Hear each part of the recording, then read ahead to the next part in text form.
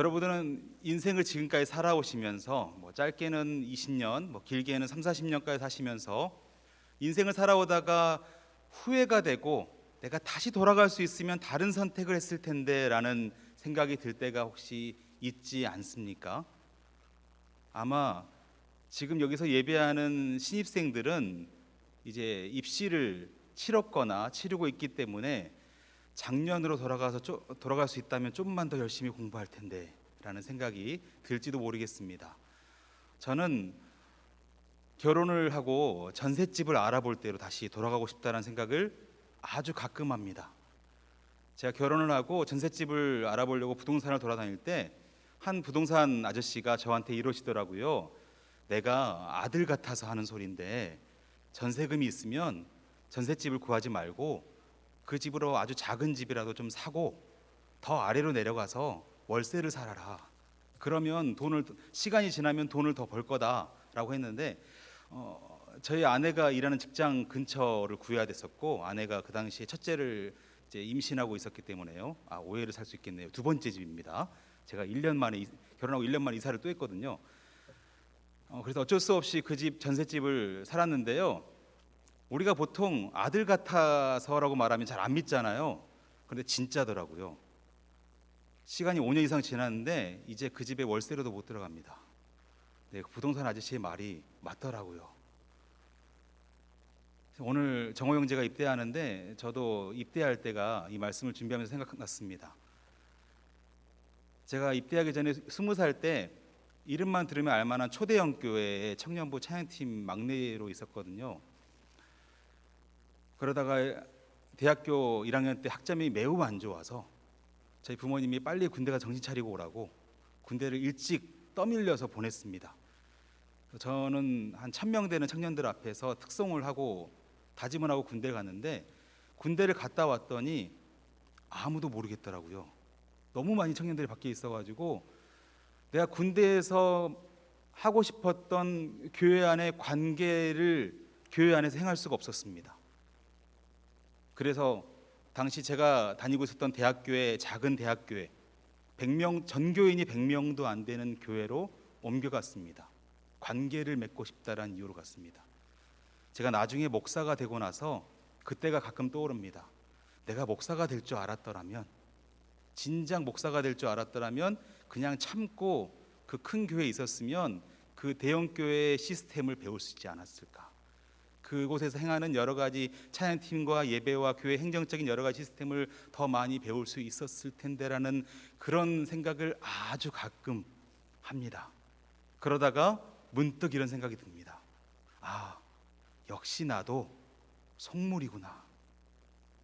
목사라고 하지만 나도 세상의 욕심을 완전히 떨쳐버릴 수가 없는 존재구나. 과연 이런 나를 하나님 보실 때 진짜 그리스도인이라고 말할 수가 있을까? 이런 생각이 가끔 들긴 합니다. 몇 년 전에 우리나라에서 초대형 교회 중에 하나인 지구촌 교회의 담임 목사님, 2대 목사님이셨던 진재영 목사님께서 퇴임하겠다라는 선언을 하신 적이 있습니다.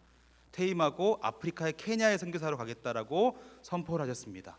그때 많은 사람들이 진재영 목사님의 이 발표를 향해서 박수를 보냈습니다. 특히 젊은 청년들이 환호를 질렀습니다. 그래, 이런 모습이 진짜 목사님이야. 이런 모습이 진짜 그리스도인다운 모습이야 라고 칭송을 보냈습니다. 창공의 청년 여러분, 여러분들은 어떻게 생각하십니까? 만약 여러분들이 같은 입장이라면 진 목사님 같은 행동을 하실 수 있겠습니까? 좀 쉽게 바꿔볼까요? 여러분들이 지금 사장님이라고 쳤을 때 내가 사장인데 갑자기 아프리카에 아무것도 없는 허허벌판에 지부장으로 갈 수 있겠습니까? 여러분 같으면 과연 이것을 하실 수 있을까요?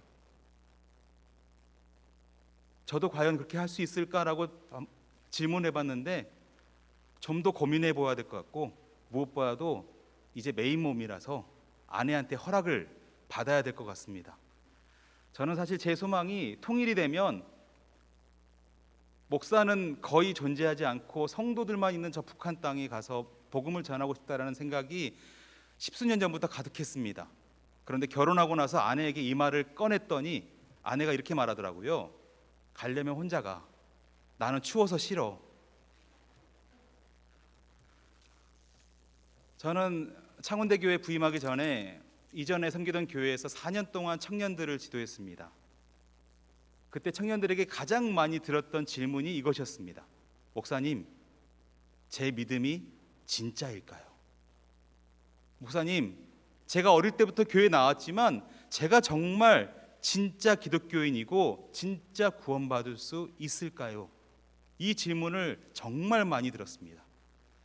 초신자한테 이제 막 등록한 새 가족에게 들으면 그럴 수 있겠구나, 아직 교회에 대해서 잘 모르는구나 라고 생각할 수 있겠지만, 제가 이 질문을 제일 많이 들었던 사람은 제가 제일 신뢰하고 제가 일을 가장 많이 맡겼던 회장 형제였습니다. 우리 창공의 문주성 회장님 어디 계신지 모르겠지만 회장님도 과연 똑같으신가요?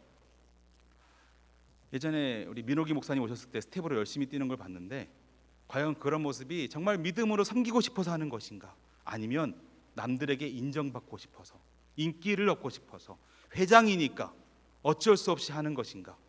우리가 우리의 모습을 한번 돌아보아야 할 줄로 믿습니다.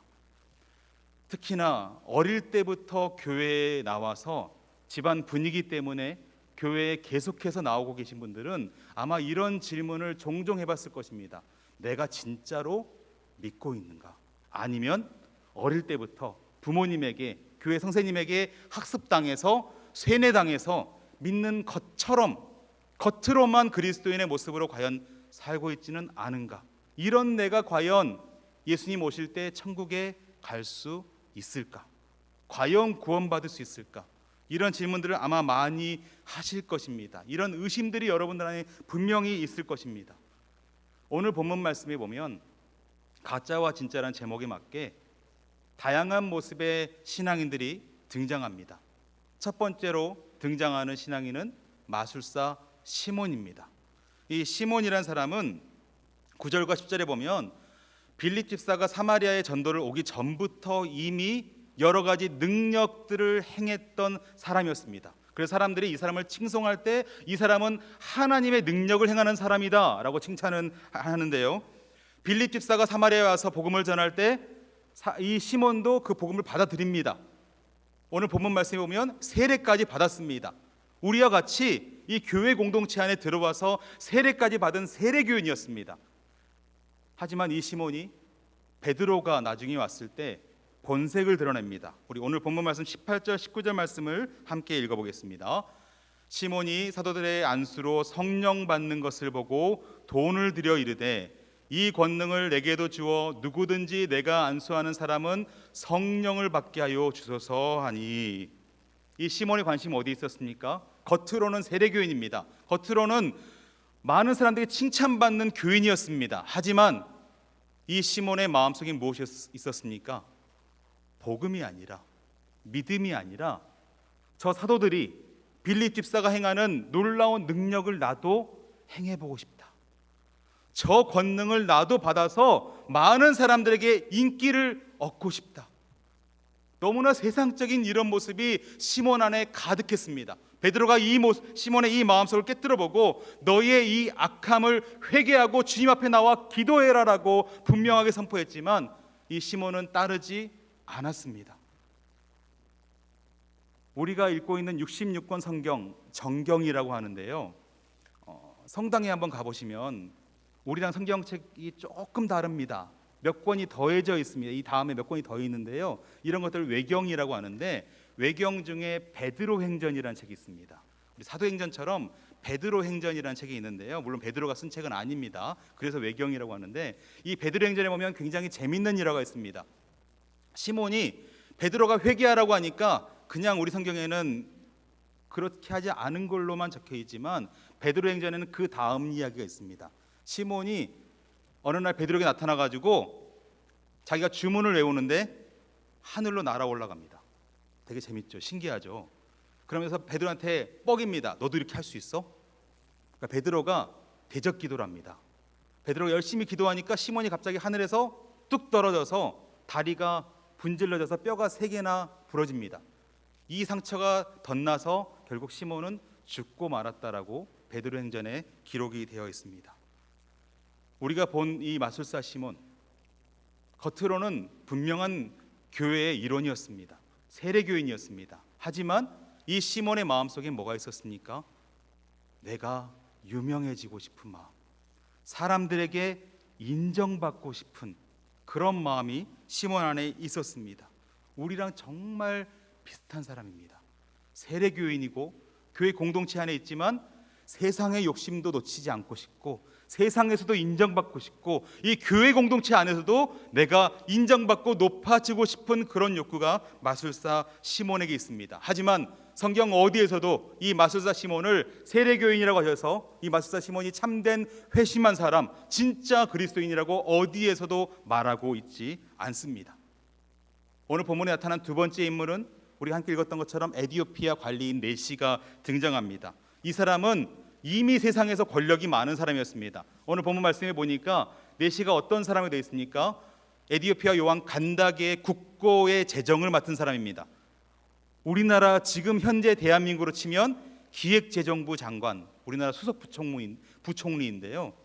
그 정도로 엄청난 권력을 지니고 있던 사람이었습니다. 세상의 관점으로 보면 이 사람은 이미 성공한 사람이고 이미 사람들에게 인정받는 사람이었습니다. 하지만 이 네시에게는 복음에 대한 갈망이 있었습니다. 하나님 말씀을 알고 싶은 욕망이 있었습니다. 그래서 에디오피아부터 예루살렘까지 오늘 아침에 다니는 목사님 말씀하신 것처럼 2,500km나 되는 그 먼 거리를 마다하고 하나님께 예배드리려고, 네시는 제가 자세히 설명하지 않겠지만 성전에 들어갈 수도 없습니다. 하지만 하나님 앞에 나와서 성전 앞에 나와서 뜰만 밟아도 좋습니다. 내가 예배하길 원합니다라는 그런 사모함이 있었습니다. 돌아가는 길에도 성경을 읽고 있었는데 이사야서 성경 말씀을 읽고 있다라고 성경이 분명하게 기록이 되어 있습니다. 얼마나 복음에 대한 갈망이 있었으면 일개 집사에 불과한, 집사님들에겐 죄송합니다. 하지만 종교적으로 높은 위치가 아니고 경제적으로 부유하지 않은 그냥 평범한 사람이었던 빌립 집사의 한마디에 수레에 태우고 말씀을 듣기로 청합니다. 마술사 시몬과 전혀 다른 모습이 나타납니다. 본문 말씀 가장 뒤에 보면 이 에디오피아 네시는 정말 급진적인 모습을 보입니다.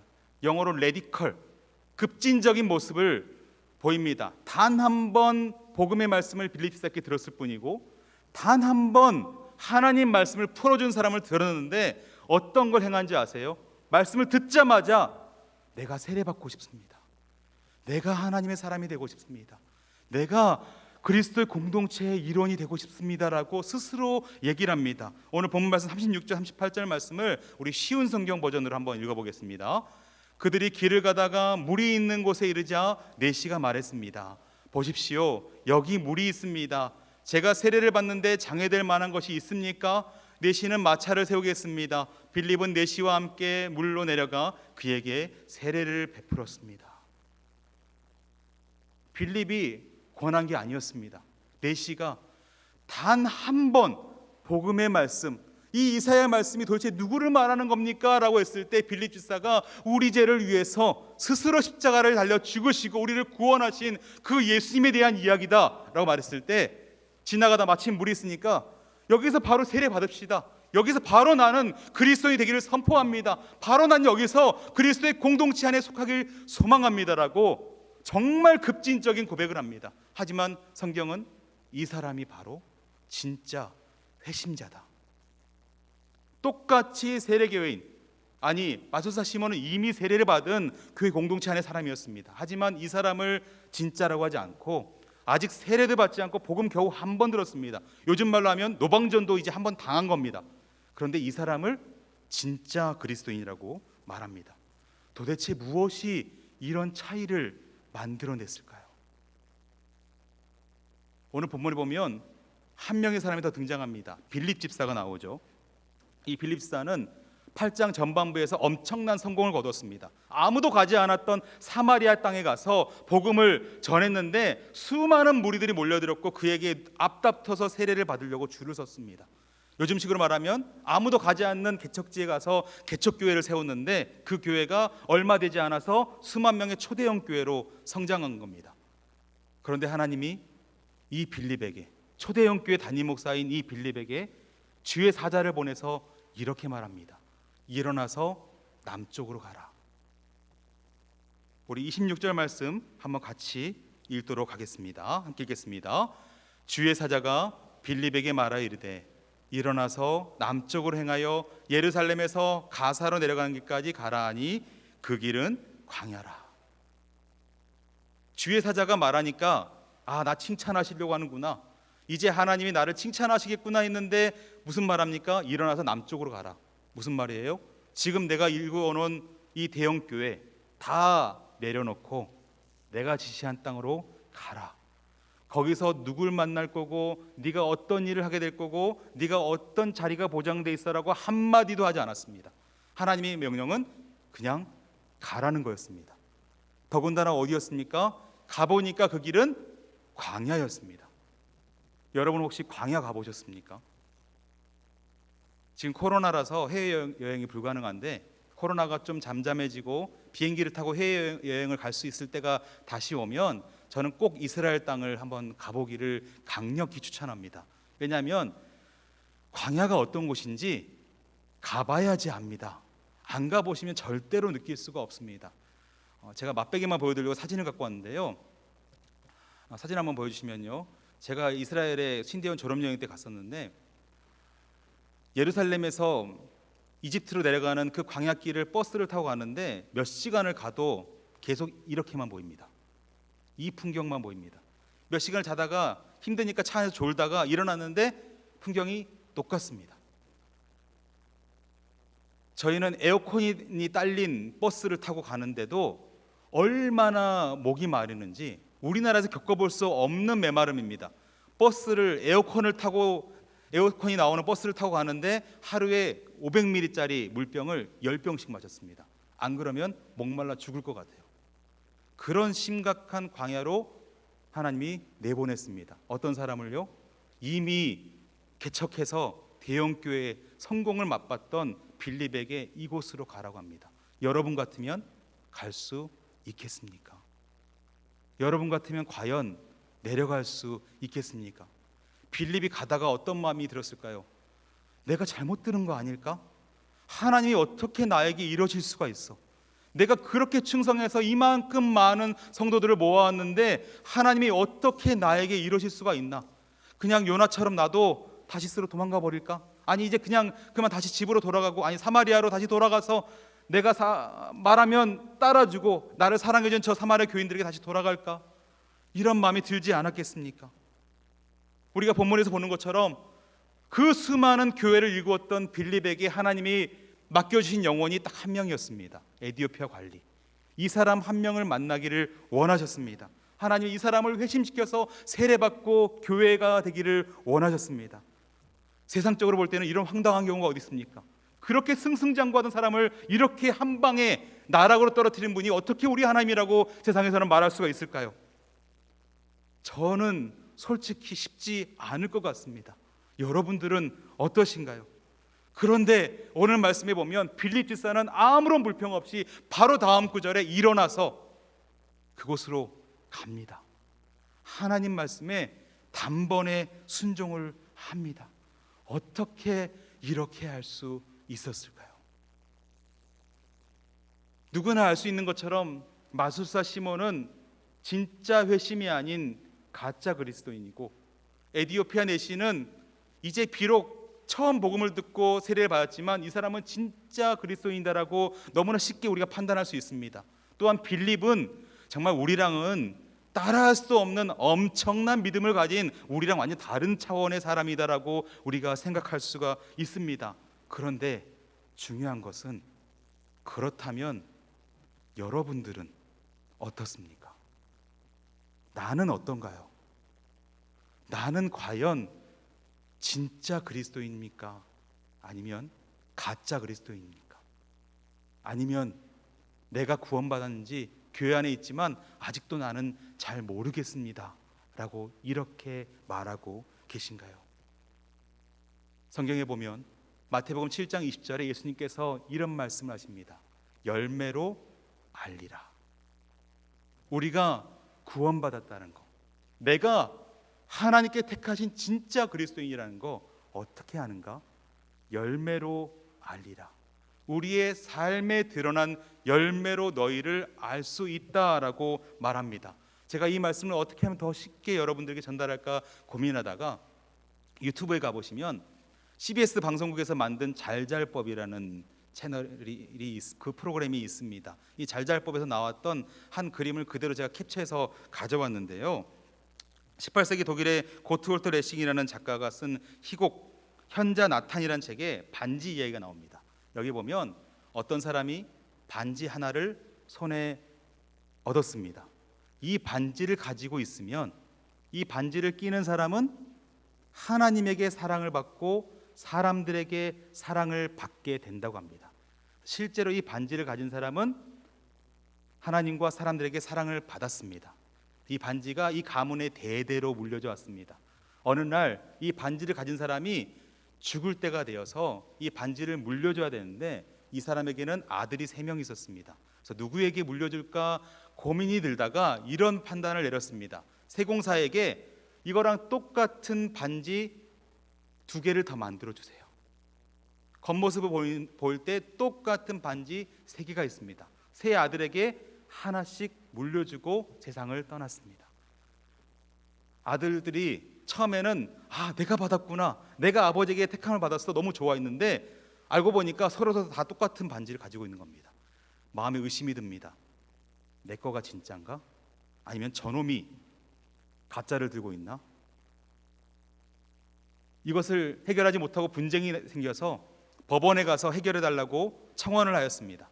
마침 그 법원에 아주 현명한 재판관이 있어서 재판관이 고민하다가 이런 생각을 했습니다. 이 반지를 가지고 있으면 하나님의 사랑을 받고 사람들에게 사랑을 받는다고 했지. 그러니까 진짜로 이 반지를 가진 사람은 삶을 보면 알 수 있을 거다. 진짜 반지를 가진 사람은 하나님께 사랑을 받을 거고 사람들에게 사랑을 받게 될 거다. 세 아들 중에 누가 진짜 반지를 가진 사람은 그 세 아들의 앞으로의 삶을 보면, 열매를 보면 알 수 있을 거다라고 희곡을 정리하였습니다. 사랑하는 창공의 청년 여러분, 여러분들의 삶의 모습은 어떻습니까? 여러분들의 삶의 모습을 보면 나는 진짜 그리스도인 같습니까? 아니면 가짜 그리스도인 같습니까? 아직도 잘 모르겠어요. 제 삶을 보면 잘 모르겠어요 라고 하시는 분들을 위해서 제가 책을 한 가지 소개할 게 있는데요. 존 메가더 목사님이 쓰신 어떻게 구원을 확신하는가라는 책입니다. 이 책에 보면 당신이 진짜 그리스도인이라면, 진정한 그리스도인이라면 이 11가지의 모습들이 있어야 한다라고 합니다. 11가지 모습 제가 다 읽지는 않겠지만 한번 찬찬히 보시면 여러분들 과연 이런 모습이 여러분의 삶 속에 있으십니까? 이거 보니까 나는 더 그리스도인 아닌 것 같아요. 이 11가지 목록들을 보니까 나는 더 하나님 섬기는 진짜 그리스도인 아닌 것 같아요 라는 생각이 들지 않으신가요?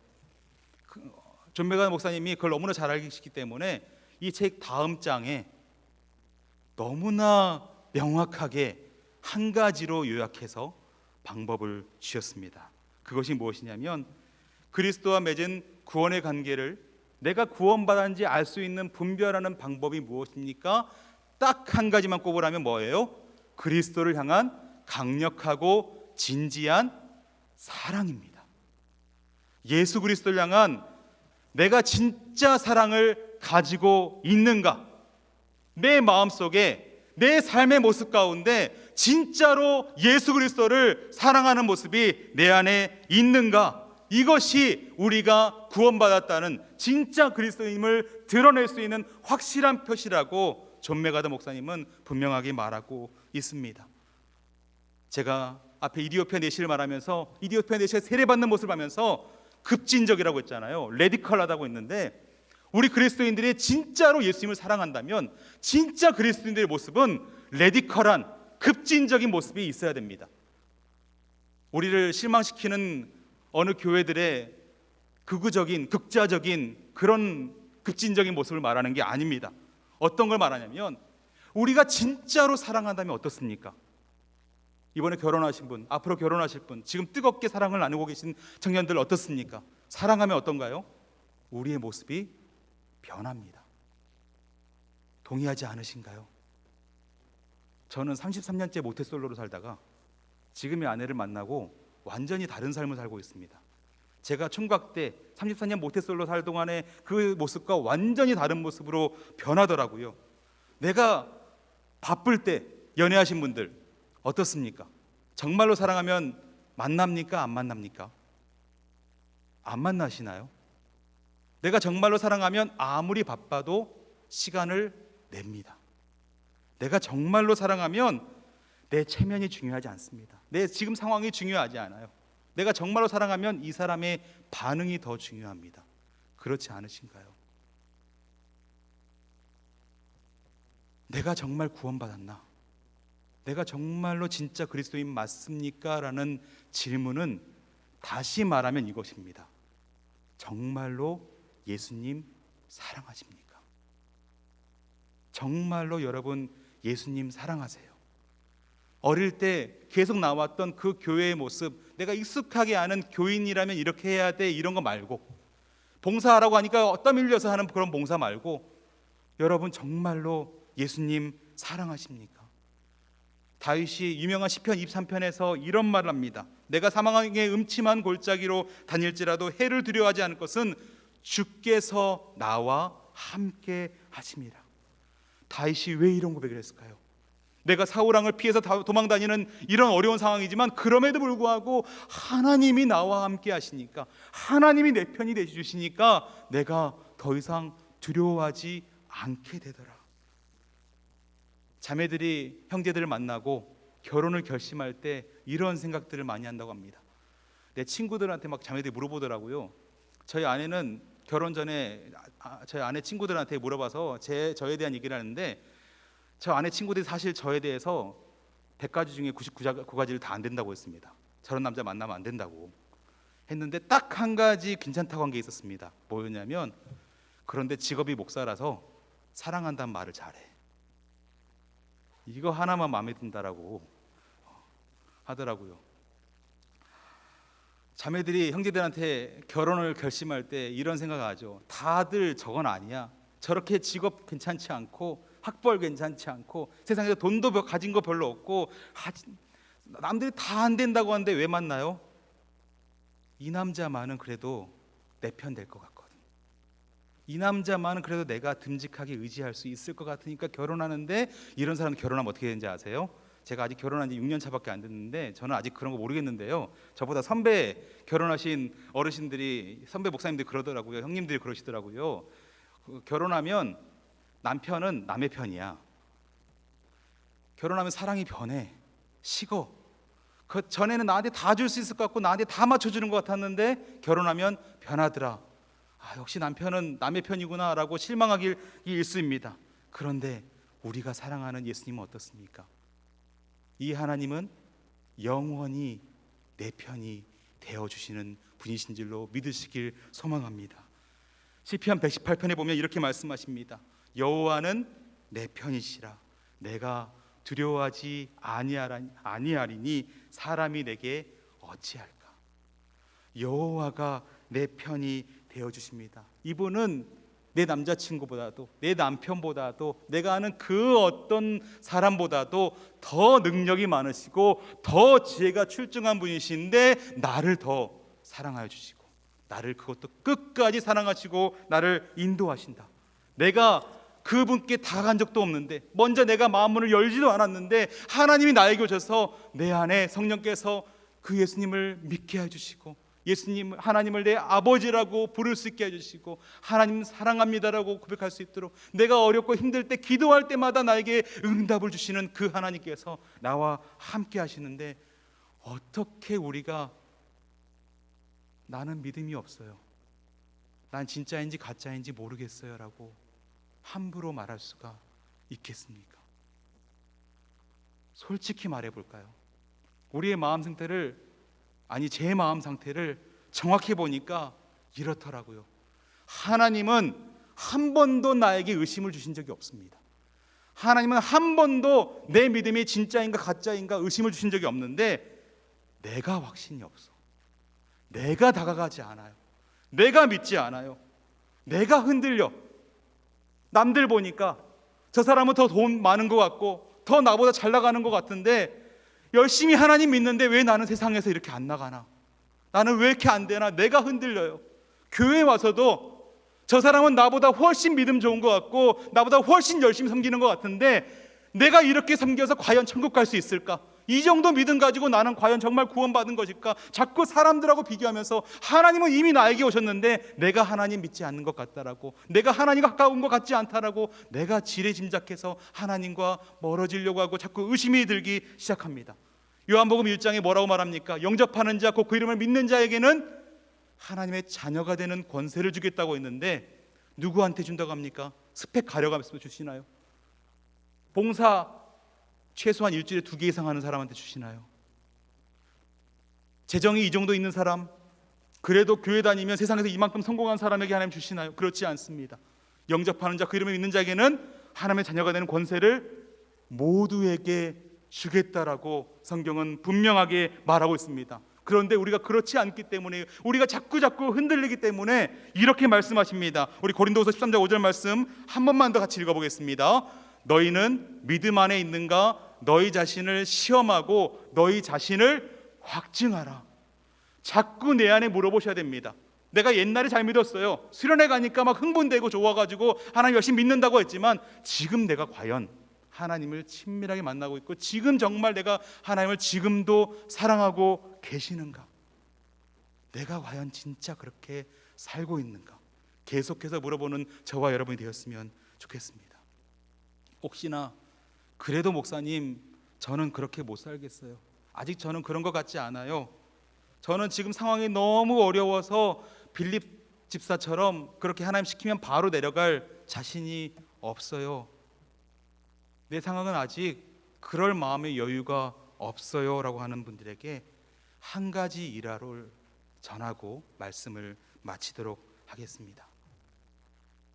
제가 최근에 좋아하는 찬양 중에 또한 이 옆에 있는 것처럼 저희가 함께 이 프로젝트를 시작하면서 사도행전을 함께 보면서 제가 계속 묵상하는 찬양이 있는데 주가 일하시네라는 찬양입니다. 이 찬양 혹시 아십니까? 주가 일하시네, 주가 일하시네라는 이런 찬양인데요. 이 찬양을 만드신 분이 2년 전에 우리 창공 행사 때 오셨던 브라이언이라는 가수입니다. 기억이 나시나요? 제가 브라이언 행사 때 다른 일을 하고 있어가지고 그분이 어떤 간증을 우리 창공에게 했는지는 잘 모르겠지만 방송에서 여러 차례 이 주가 일하시네에 관련된 일화를 간증하신 것을 제가 몇 번 보았습니다. 브라이언이 사실 이 주가 일하시네라는 곡이 최근에 유명해진 곡이지만 실제로는 수년 전에 이 곡을 작곡하고 앨범을 냈다고 하더라고요. 그런데 그 앨범을 내고 하나님을 떠났다고 합니다. 하나님을 믿지 않았습니다. 이제 아버지 가업을 물려받아서 사업을 하고 돈을 벌어야겠다라고 미국으로 돌아갔는데 자꾸 한국에서 영어 과외해달라고 요청이 와서 한국으로 영어 과외 돈 벌려고 돌아왔다고 합니다. 그런데 그 중에 한 분이 믿는 분이어서 성경으로 영어 과외를 해달라고 요청을 했대요. 집사님 저 이제 예수님 안 믿습니다라고 했는데 괜찮아요, 영어 가르쳐 주세요라고 해서 영어로 성경을 가르치는데 말씀을 보다가 다시 잃었던 신앙이 살아나고 자기 의도와 다르게 주가 일하시네라는 이 곡이 교회 안에 퍼지기 시작해가지고 자기가 만든 곡에 자기가 은혜를 받은 거예요. 은혜 받고 나서 이 가사를 곰곰이 보니까 다 자기 얘기 같았답니다. 주가 일하시네 가사를 보면 처음에 이렇게 시작합니다. 날이 저물어 갈 때, 빈들에서 걸을 때, 그때가 하나님 때구나. 내 힘으로 안 될 때, 빈손으로 걸을 때, 그때가 바로 여호와 일에 하나님이 예비하시고 준비하시고 나를 이끄시는 때이구나라는 걸 깨닫고 다시 돌아와서 지금도 찬양 사역을 하고 있다라고 합니다. 혹시나 여러분 중에 제가 천공의 청년들 다 잘 알지 못해서 여러분 중에 지금 좋은 대학에 들어가고 좋은 직장에 들어가고 행복한 가정을 이제 꾸리려고 행복에 부풀어 있는 분들이 있습니까? 그렇다면 아까 고린도후서 15장 말씀 읽었던 것처럼 자신의 마음을 시험해 보셔야 됩니다. 내가 이 행복한 순간에 젖어서 진짜 그리스도인의 삶의 모습을 잃고 하나님 사랑하는 것보다 세상에서 원하는 그것들을 더 사랑하고 있지는 않은가 점검하며 기도해 보셔야 됩니다. 혹시 다른 분들은 이런 분들도 있을지 모르겠어요. 대학 넣는 곳마다 다 떨어지고 직장 지원하는 데마다 다 떨어지고 취업 준비를 위해서 스펙을 쌓기 위해서 자격증 공부하기 위해서 이리저리 뛰면서 힘든 버스 안에서 돌아오면서 나는 왜 이럴까? 왜 나는 하는 것마다 다 안 되나? 왜 하나님은 쟤한테는 저렇게 좋게 해주시면서 나는 왜 인도 안 하시나? 그런 마음 가지고 계시다면 기대하면서 기도하십시오. 빈들에서 빈손으로 걸을 때 그때가 하나님의 때인 줄로 믿으시길 소망합니다. 하나님은 여전히 우리와 함께 하시고 하나님은 여전히 내 편이 되어주시고 내가 의심하는 그 순간에도 하나님은 나에게 다가오셔서 나랑 함께 걷자, 신뢰하며 걷는 그 사람을 절대로 저버리지 않겠다라고 지금도 우리에게 말씀하고 계신 줄로 믿습니다. 사랑하는 창공의 청년 여러분, 또 함께 예배하는 우리 모든 창원대교회 성도 여러분, 지금도 내 믿음이 의심스러우십니까? 지금도 내가 진짜 그리스도인인가 가짜 그리스도인이신가 의심스럽습니까? 내가 몸은 교회에 나와 있는데 정말로 하나님 믿고 있는지 잘 모르겠습니까? 그렇다면 의심할 게 아니라 자꾸 질문만 할 게 아니라 내 편이 되어주시는, 나를 끝까지 사랑하시는 예수님만 더 사랑하시길 소망합니다. 세상의 모습, 나보다 잘 나가는 사람, 그 사람 바라보고 좌절할 게 아니라 이미 승리하신, 이미 승리를 선포하시고 우리와 함께 하시겠다고 하신 그 예수님의 영광을 바라보시고 함께 하시며 그 예수님만 더 사랑합니다 라고 고백하는 저와 여러분이 되셨으면 좋겠습니다. 우리가 이것을 신뢰하면서 좁지만 이 길을 걸어갈 때 우리 안에 이미 거하고 계신 성령께서 우리의 믿음을 확증하여 주시고 우리를 진짜 그리스도인답게 변화시켜 주실 줄로 믿습니다. 이 믿음의 걸음에 함께 동참하는 저와 여러분이 되시기를 주님의 이름으로 축복합니다.